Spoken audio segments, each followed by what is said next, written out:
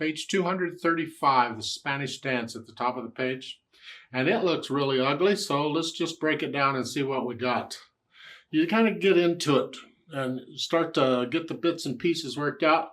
And sometimes it's not so ugly. Sometimes. And again, good sight reading, except for something like this, you might want to do it one hand at a time. I don't know. But I look it over, it's 2 lines long, treble bass clef, no sharps or flats in the key signatures, so we're either in C major or A minor. If we look at the end, we're in C major. But if you look at the beginning, we're starting in A minor. Remember, that's what this unit is on. Going back and forth between the relatives, well, starting in minor and going to major.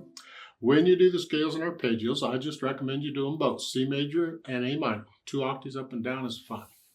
3/4 time signature. I want the right hand first. I want a fingering that lets me connect the notes if I can get it. I'll do all these staccatos later.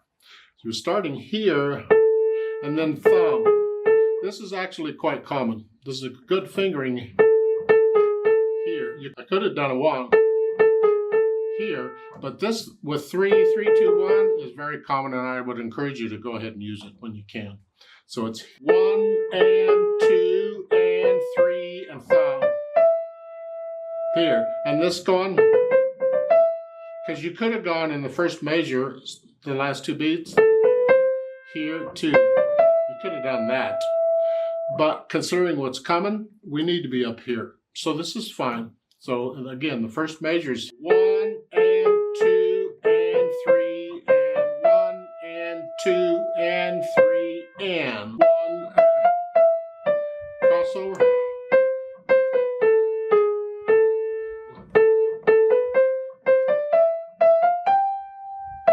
Measure 5. This is like a sequence going up, but we're just fingering each pattern the same. That's fine. Good fingering. I like it.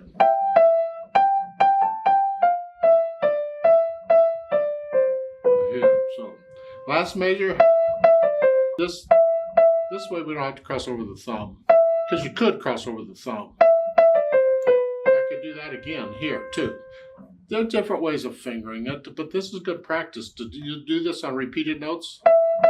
Yes. I would recommend the fingering in the book.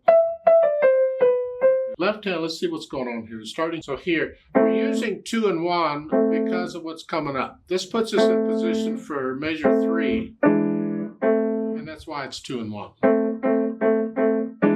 But then when you get to measure 4, you're here, and measure 5, you're switching. Repeated notes, you can do that.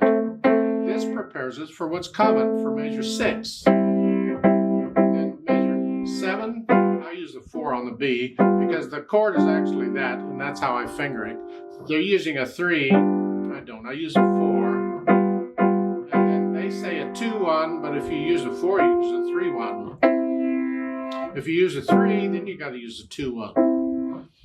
Pick a fingering. Or your teacher will tell you what fingering you like, and you use that. Okay. Put the hands together, and we're here.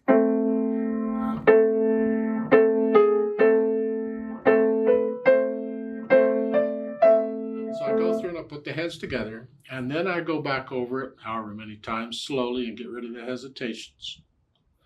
Again, it would be nice if you could play this without looking at the keyboard, if possible, eventually. Then the articulation. Here we have these staccatos and slurs. Here. These flex at the wrist here, short.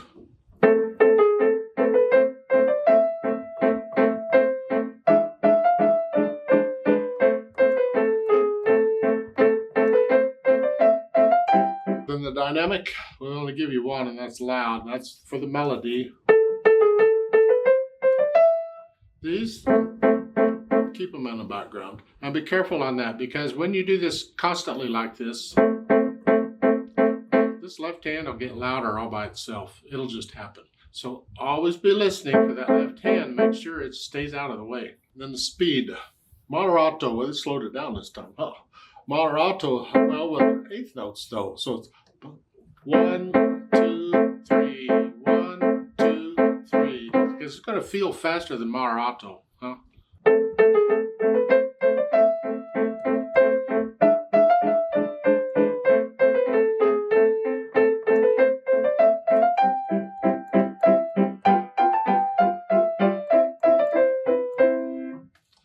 like to go that fast. You can slow it down.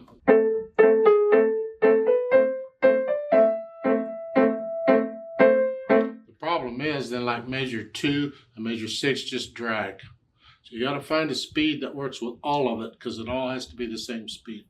Let's play this together very slowly and check the notes and the rhythms. I'll give us 3 counts, and I'm going to put the metronome on 8th notes again.